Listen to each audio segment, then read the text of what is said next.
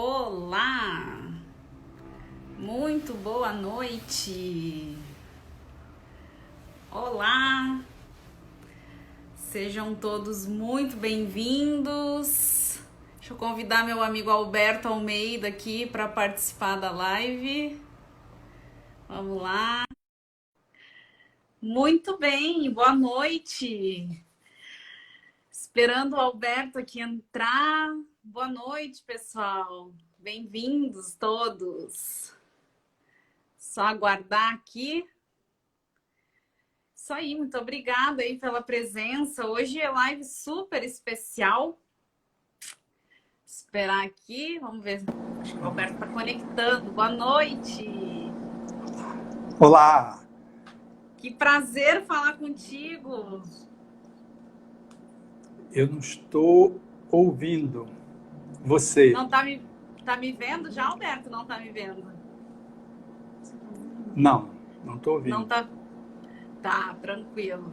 É que eu acho que não sei se a câmera não tá invertida, talvez. A gente está dividindo a tela aqui, mas tranquilo. Tá me ouvindo bem?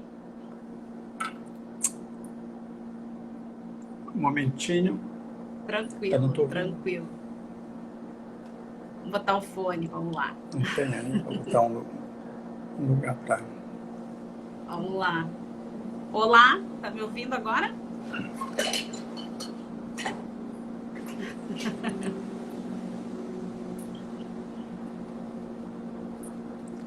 Muito bem.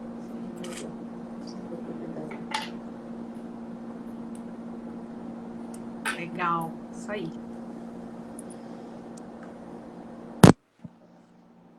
Oi, Alberto, tá me ouvindo?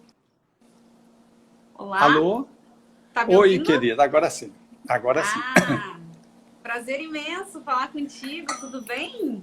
Tudo beleza, Thaís. Que alegria poder estar com você nesse momento. Alegria toda minha. Muito obrigada aí, né, por esse momento. A gente já tinha falado há uns 6 meses atrás, só na quarentena agora, né, Alberto? É verdade. Precisou de uma quarentena. Precisou alguém vir da China. É verdade. Bom, gente, para quem está chegando agora, deixa eu só situar o pessoal que está chegando. Hoje a gente tem uma participação super especial aqui com o Alberto Almeida. O Alberto é médico, é psicoterapeuta, palestrante, escritor, é top das galáxias, como eu brinco, né, Alberto? E hoje a gente vai falar um pouquinho sobre como cuidar, então, da nossa criança interior nesse período aí da pandemia. Então eu queria, assim, só dar uma breve introdução e passar a palavra aí para o Alberto, porque ele é o expert no assunto, tá bom? Pode ser, Alberto? Pode, querida. Então, gente, para a gente começar, eu queria trazer uma frase para a gente iniciar do Jung, que diz assim: em todo adulto espreita uma criança eterna, algo que está sempre vindo a ser, que nunca está completo e que solicita cuidado, atenção e educação incessantes. Essa é a parte da personalidade humana que quer desenvolver-se e tornar-se completa. Essa frase é do Carl Gustav Jung, que foi um psiquiatra suíço, e foi o próprio Jung, então, que trouxe, né, primeiramente a teoria do arquétipo da criança interior, porque o próprio Jung teve que revisitar questões internas dele. Ele, né, teve vários momentos na vida dele, quando ele teve ali, quando ele ficou perdido com a perda da conexão com Freud, ele também passava por momentos bem complicados na vida profissional e pessoal.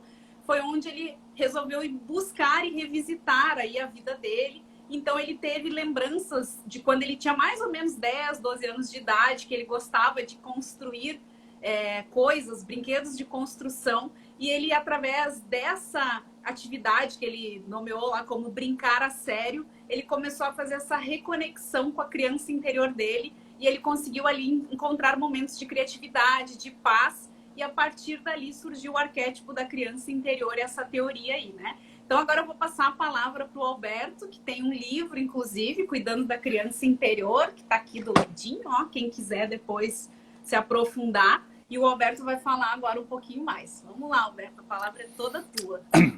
Então, nós vamos refletir nessa fala de Jung, de que em todo adulto mora uma criança. O problema é como é que essa criança se encontra. em que medida ela funciona dentro de nós?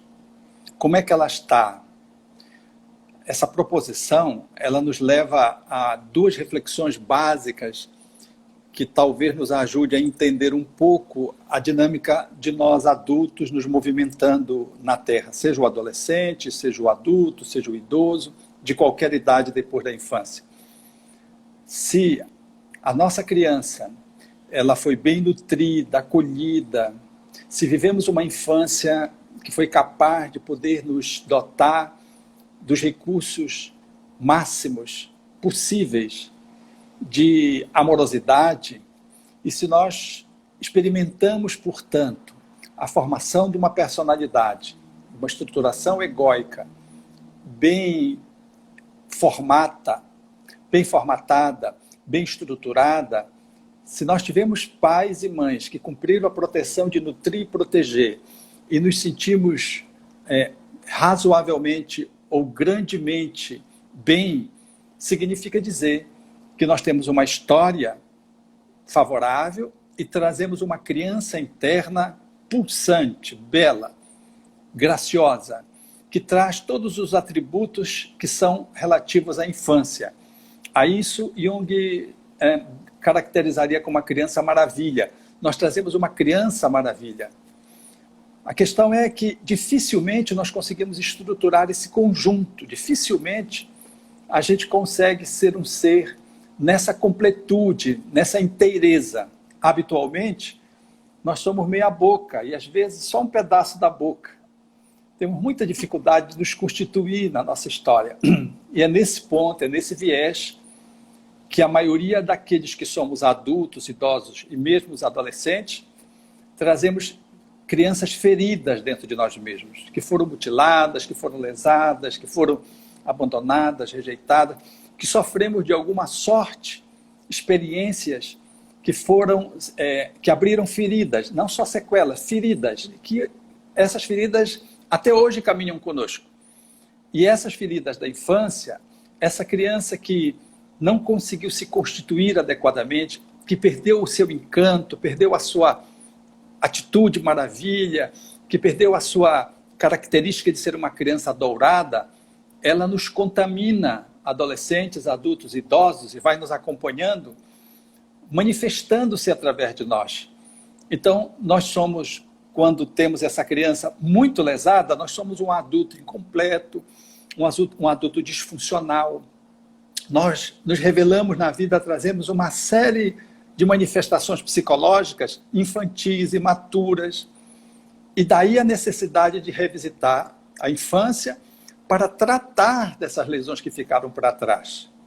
E é nesse viés que nós nos encontramos habitualmente no mundo, como adulto sem ter uma postura madura, como idosos sem sabedoria, somos velhos, não conseguimos trazer a categoria da sabedoria de um idoso, somos velhos, difícil de convivência, ou somos adultos revoltados, rebeldes, não por conta da transição da idade, mas para além daquilo que seria aceitável e razoável num adolescente.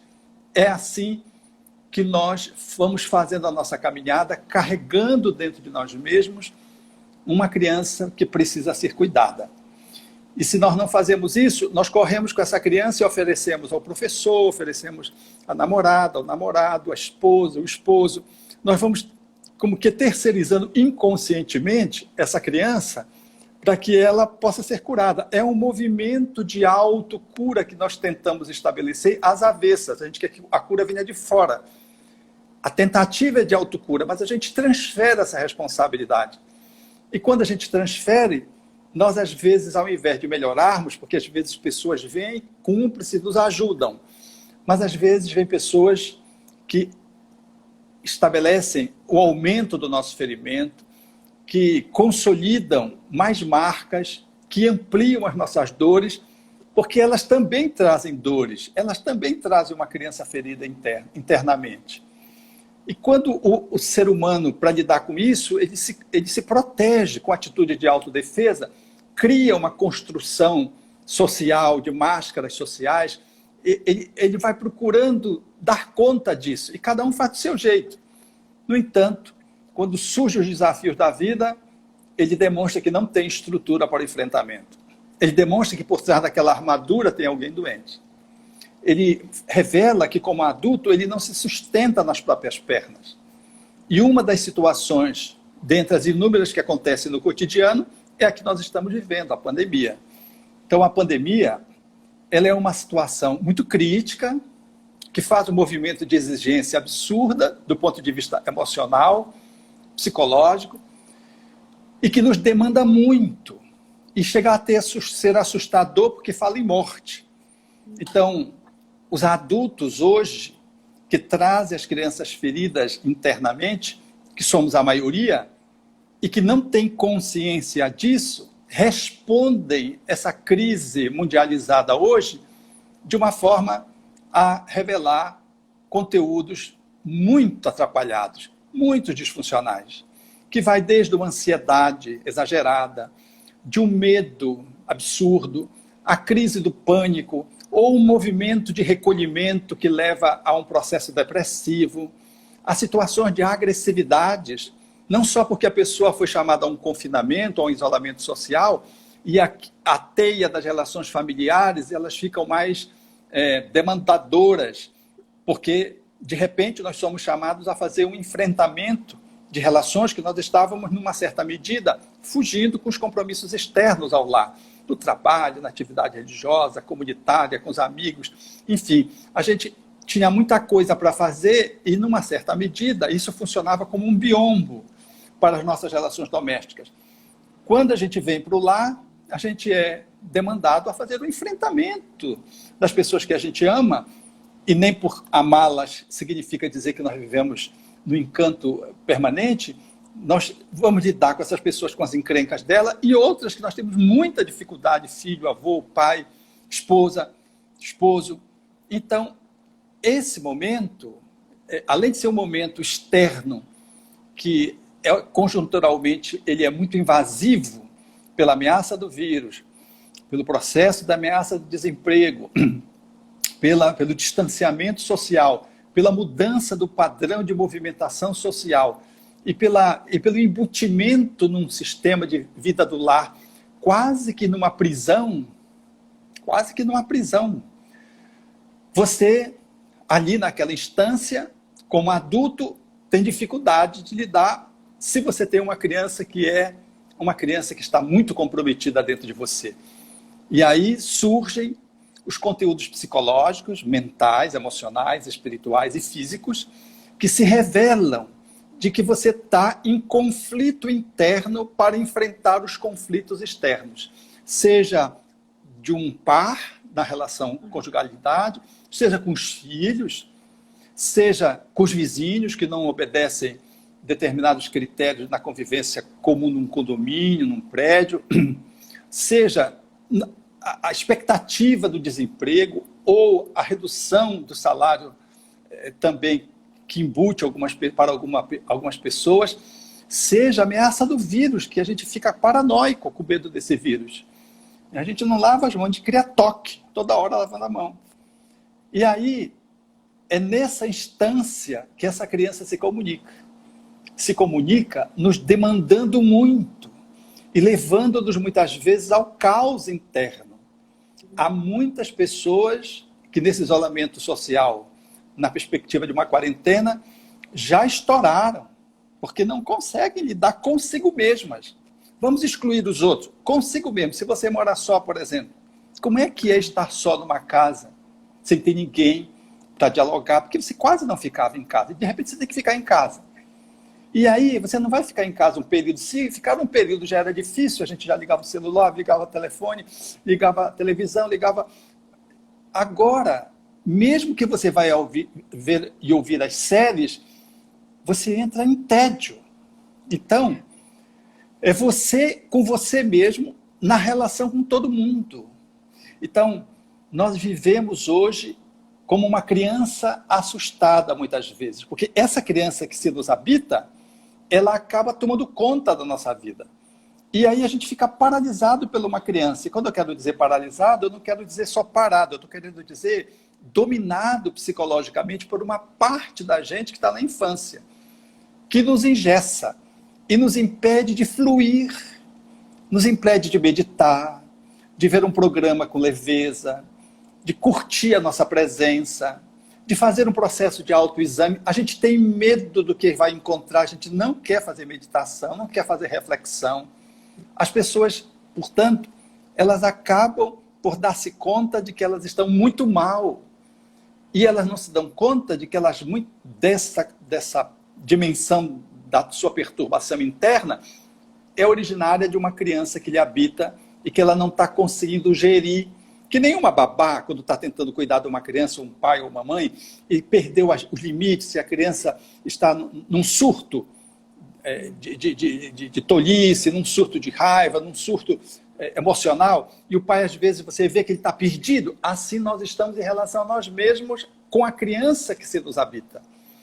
E isso se revela de uma forma muito ostensiva, nada obstante seja sutil internamente, mas exteriormente faz-nos adoecer, o nosso quimismo físico fica alterado, o nosso sono fica perturbado, a gente não sabe o que está acontecendo, a gente fica...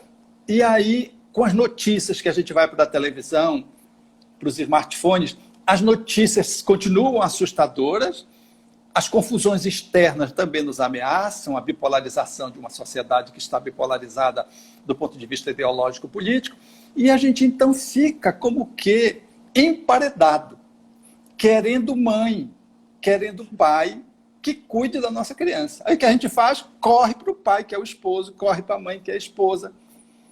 E a gente não se dá conta que o outro não é o nosso pai, nossa mãe.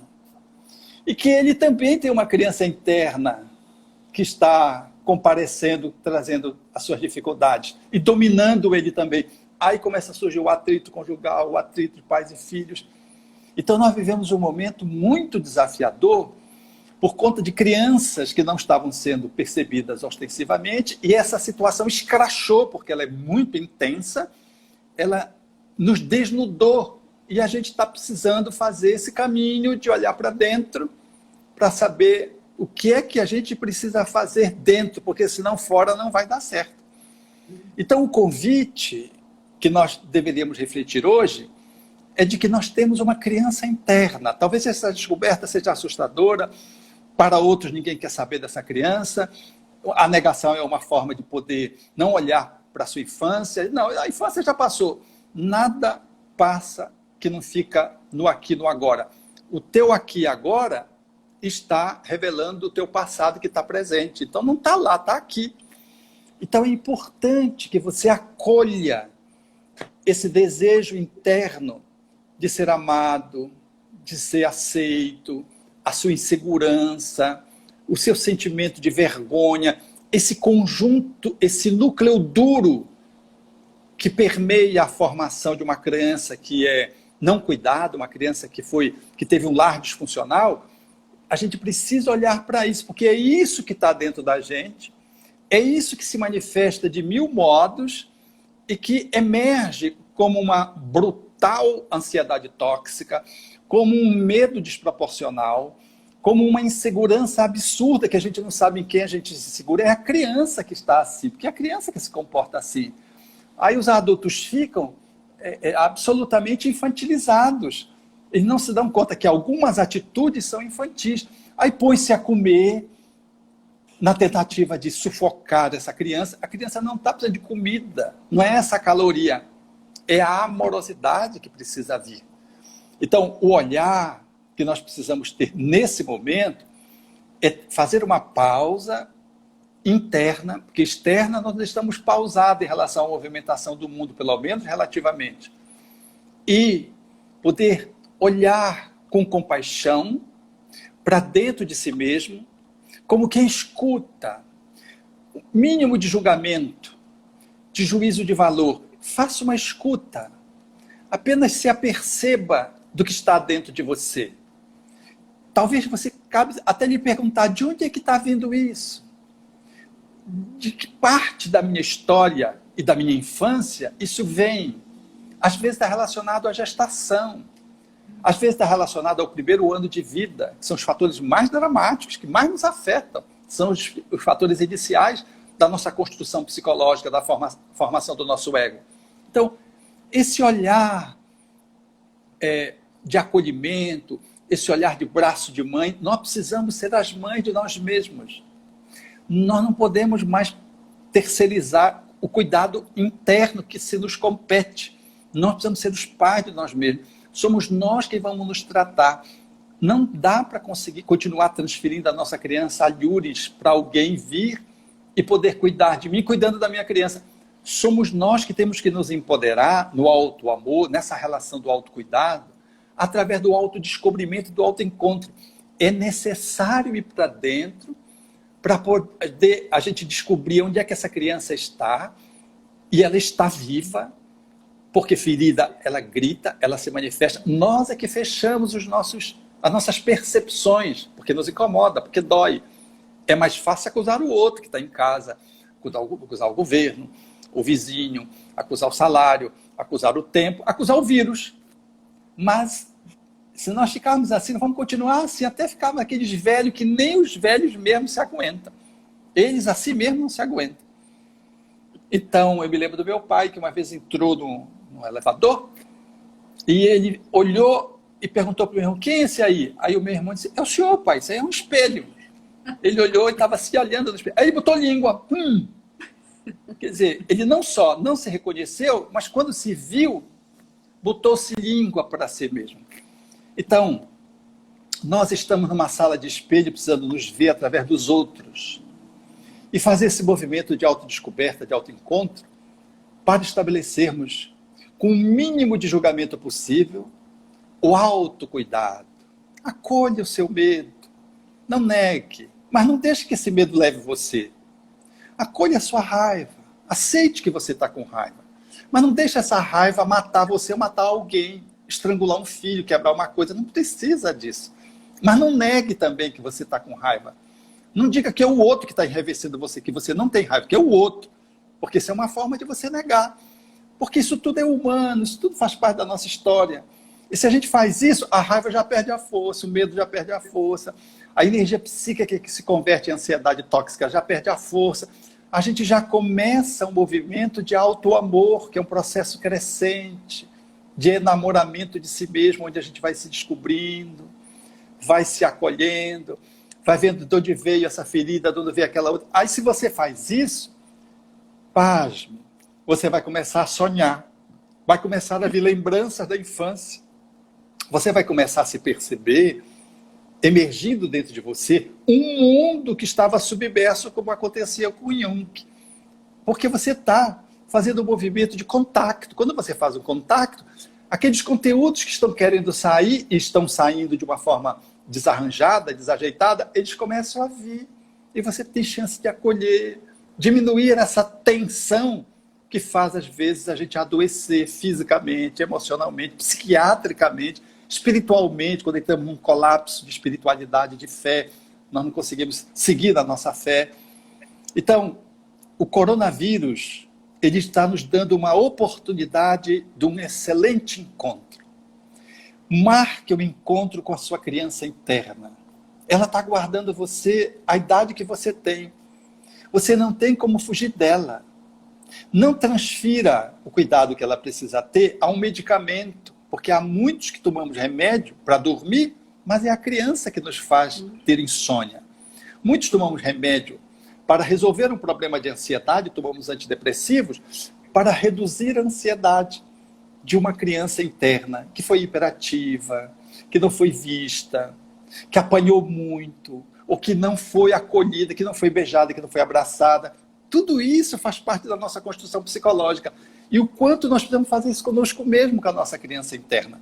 É um trabalho longo, complexo, mas extremamente amoroso, extremamente degustador, extremamente recompensador. Porque a cada passo que você dá, olhando para isso e fazendo esse movimento de acolhimento, mais você melhora como pessoa. Você vai ficando um adulto mais inteiro. Você vai ficando um jovem mais legal. Tu vai ficando um velho que, de repente, começa a ganhar jovialidade. Não é passe de mágica, não é um encontro e não é numa quarentena. Mas uma quarentena é como se fosse um spa para a gente descobrir essa criança. A partir daí, talvez, a gente crie uma relação de enamoramento e passe a cuidar dela. Há pais que dizem assim, puxa, eu deixei passar a infância e a juventude dos meus filhos. Ou, costumo dizer, eu não vi os meus filhos crescerem, trabalhando por eles.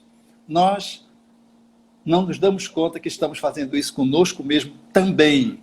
Não é só o filho que a gente gerou, mas é o filho que não foi amado, que representa a nossa história infantil e que nos prospecta por um trabalho exaurível e que nos faz não olhar para a nossa criança, porque senão a minha criança interna vai brigar com ela, não desenvolvemos uma competência parental para poder acolher a nossa criança, e a gente não se dá conta, se aquele filho crescer e você não viu, você tem a idade que tem de um adulto e ainda não viu que tem uma criança interna, que está passando desapercebida.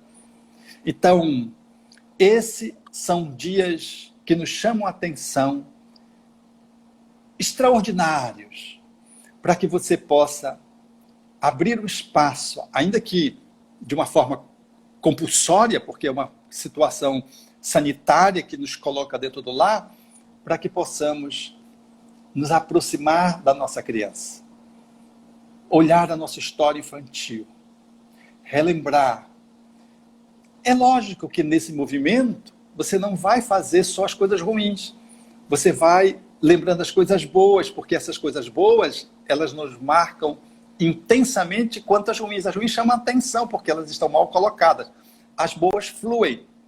E à medida que nós vamos olhando para isso, e essa transmutação, essa cura da criança vai se dando, você começa a viver a maravilha de uma criança dourada que te habita. Ou seja, você começa a ficar uma pessoa cada vez melhor no relacionamento interpessoal, na sua relação afetiva, na sua postura em relação à sua feminilidade, à sua masculinidade, às suas interações profissionais. Tudo vai melhorando, porque tudo isso ele denuncia, porque a criança ela não fica em casa, ela vai com a gente para o trabalho, vai com a gente para a religião, vai com a gente para o grupo de amigos, ela que bebe junto com a gente. Quantos de nós, por exemplo, não sabemos por que nós bebemos exageradamente? Às vezes é uma criança que está internamente, que não foi amamentada. Não é o seio materno só, eu estou falando, ela não foi nutrida amorosamente, ela não foi maternada. Como ela não foi maternada, ela tem necessidades orais, ela vai para o álcool. E bebe, todas as vezes que fica feliz, bebe. Quando fica infeliz, bebe. Qualquer motivo, porque ela está perdida dentro da gente. Então, esse é um momento gracioso, positivo, muito bom, a despeito de toda a conjuntura de sofrimento do mundo em função das perdas. As próprias perdas que nos assustam, fazem amedrontamento ao adulto, também por conta da nossa criança, que tem crenças muito limitantes, que dominam muitas vezes o adulto, impede o adulto de que ele possa ser um adulto que deu conta de enfrentar a morte, que é um fenômeno biológico inevitável e que pode nos alcançar, o lar pode nos alcançar nós mesmos. Mas passa a ser tão assustador se um amigo falece, e sobretudo numa crise onde morrem muitas pessoas, e a palavra morte ela fica circulando, que a criança com uma crença limitante, ela é capaz, às vezes, de subverter um adulto que tem religião. Mas ele fica paralisado, ele fica numa contradição, ele tem uma religião, mas parece que ele não tem fé, porque a sua criança, ela não foi suficientemente nutrida para ter confiança. A fé de um adulto em Deus tem a ver com a criança na fé que ela tem nos seus pais, porque os seus pais são um reflexo da divindade para uma criança. Então vejam como se espraia essa criança interna na vida de um adulto, desde a posição sexual à posição do desempenho no trabalho. A relação da autoestima tem tudo a ver com essa história. Então, esses são dias formosos, a despeito das dores que vêm. Porque são nas dores que nós descobrimos os nossos amores. É na dor que a gente descobre os nossos dons.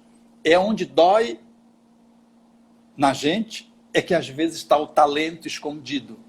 E é nessa circunstância que talvez a criança mais se manifeste, invisível dentro de nós mesmos, nosso psiquismo, e, quiçá, em descobrindo essa criança, nós passamos a dar uma virada de esquina na nossa existência, porque o rumo está comprometido. Porque antes do vírus, como é que estava a tua vida?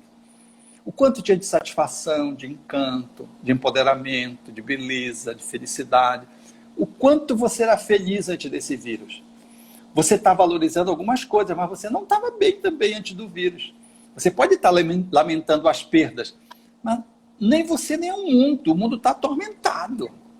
O mundo vive uma egoesclerose. A egoesclerose é uma palavra simbólica para dizer que quando o ego não está bem, ele vai esclerosando, ele vai envelhecendo, ele vai ficando rústico, rude, e vai endurecendo. Nós vivemos um movimento de egolatria, do enaltecimento do ego, e de adoecimento do ego, de egoesclerose, correndo o risco de fazer um infarto esclerótico.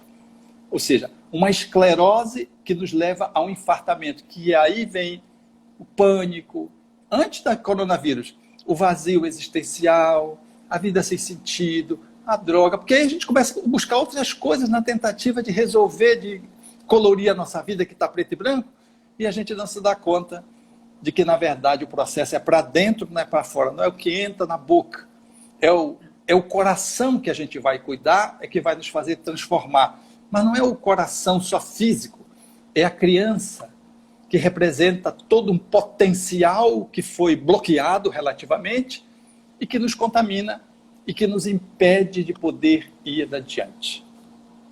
Excelente. Pronto, agora acho que podemos fazer perguntas ou diálogos. Exatamente. E eu já vi que surgiu assim umas 50 perguntas aqui, que é sempre a mesma. É como fazer essa identificação, essa reconexão com a criança interior, né? Então, o Alberto até no livro traz 4 etapas, mais ou menos, aqui, né, Alberto? E eu vou deixar o Alberto falar ali, porque essa foi a pergunta que bateu o recorde aqui. Eu vi umas 50, e como fazer isso? Pois é, tem que marcar uma agenda com a sua criança, porque ela está batendo no consultório da sua casa interior há muito tempo, mas você não tem aberto a porta. Tem que abrir um espaço para poder fazer contato com ela. São uma série de posições e de posturas e de estratégias que a gente vai assumindo para poder regularizar esse movimento de autoencontro.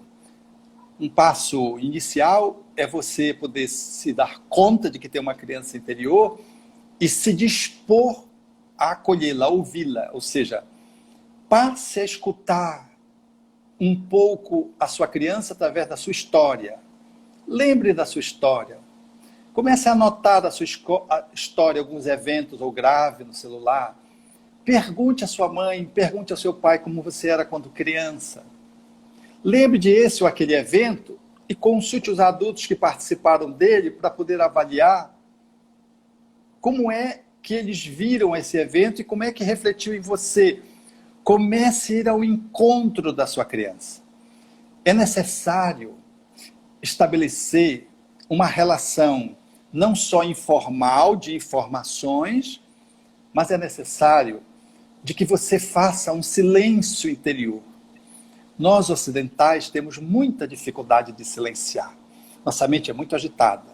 O corcel mental não nos permite fazer pausas, silêncio. Então é necessário fazer silêncio. Olha o que a quarentena está proporcionando. Silêncio, calma, meditação. 15, 10 minutos por dia, 1, 2 vezes ao dia. E aí você abre espaço para começar a futucar você com perguntas que são ensementações. Comece a fazer perguntas.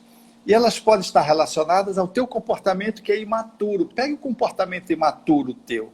Sexual, emocional, intelectual. Pegue um ponto que é o teu calcanhar de Aquiles.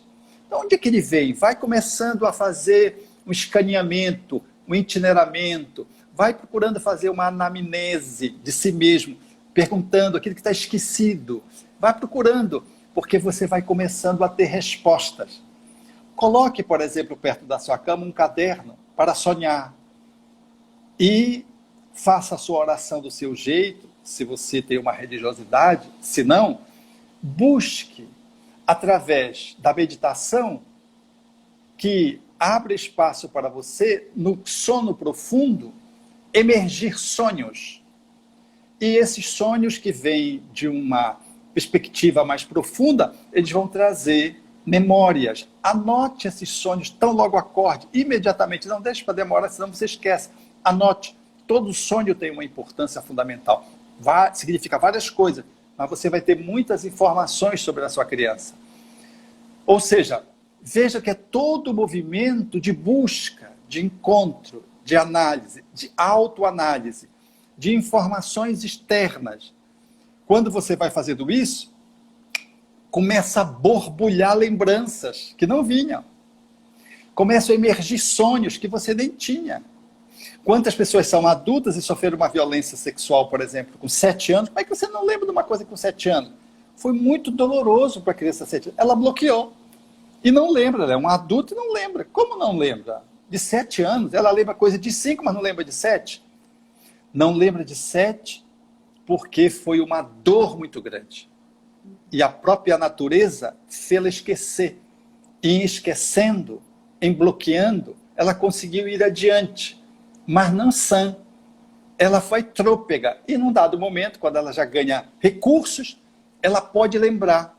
E talvez, numa meditação, num sonho, ou numa lembrança espontânea, ou vendo um filme, ou lendo um livro, vem aquela memória, vem aquela cena, a princípio fugaz, quebrada, e depois você vai futucando ela, ela vai se compondo. E quando você vê, você está com o episódio na sua mão, que traz emoção, que traz pensamentos relacionados a essa emoção, que traz uma sensação física, que tem uma imagem e que deixou uma crença em você. Um episódio desse, ele tem essas dimensões dentro de você. E aí você vai podendo ver e correlacionar com a sua vida adulta. Por que você sente fisicamente isso, emocionalmente isso?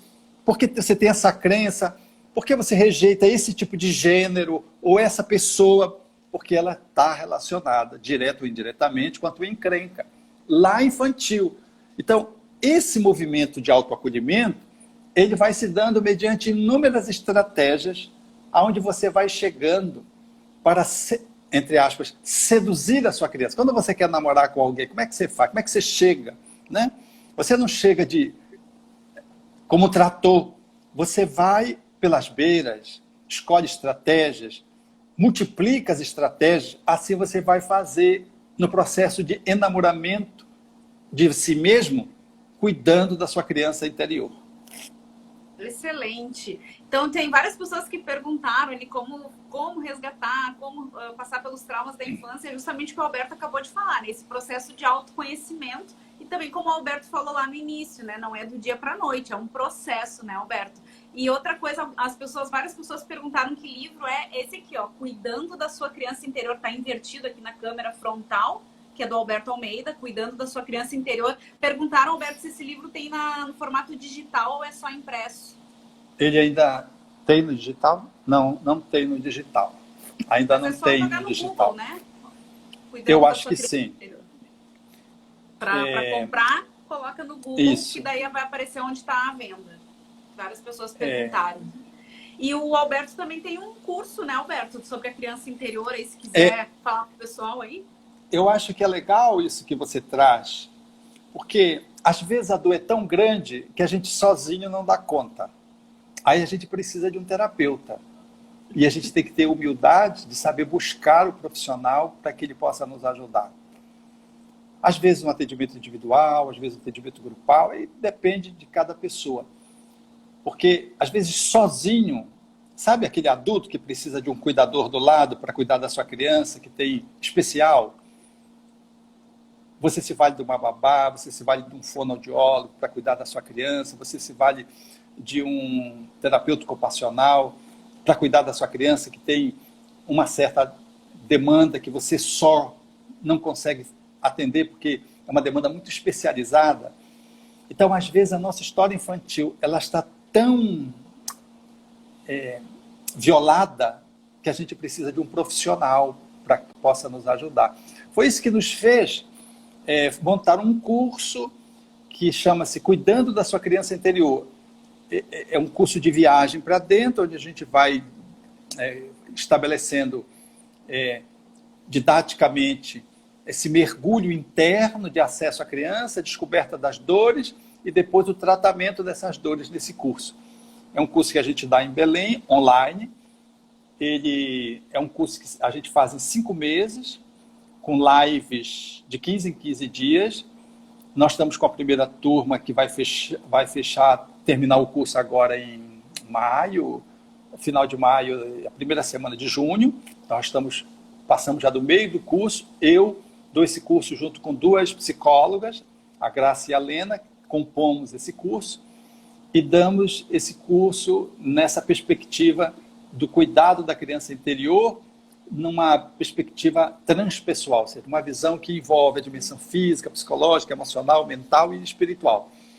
Esse curso, se você tiver interesse, de repente, de fazer esse curso, você tem que se cadastrar, não se inscrever, se cadastre, que a próxima turma a gente vai chamar as pessoas que estão cadastradas e disponibilizar a possibilidade da inscrição ou não. Você se cadastra num íconezinho que tem no meu Instagram, que é curso. Aí você põe lá os dados bem simples, que pede, e é só cadastro, não é inscrição, nem pré-inscrição, é um cadastro. E a gente vai buscar as pessoas, vão compor a segunda turma, depois de concluir a primeira, que agora é em junho. Então, entrou no meu Instagram, no íconezinho curso, você clica lá, entra e faz o seu cadastro. Se você tem uma demanda muito especial, procure seu terapeuta ou procure o terapeuta e ele vai cuidar de você e vai te ajudar a você se cuidar de você. Agora, não deixe ele, o problema não é dele, ele é um cuidador, um facilitador, ele vai te ajudar a que tu cuides, porque nós temos uma mania imensa de querer transferir responsabilidade. A gente faz isso com as nossas crianças, a gente joga na escola para os professores cuidarem, a gente joga nas babá cuidarem. A gente esquece que a gente é a mãe e é o pai das nossas crianças, mas a gente tem uma tendência a que os outros resolvam. Então, muitos de nós, às vezes, quando procuramos um terapeuta, um profissional, a gente quer que ele resolva. Ele não vai resolver, ele vai nos ajudar a que nós possamos resolver.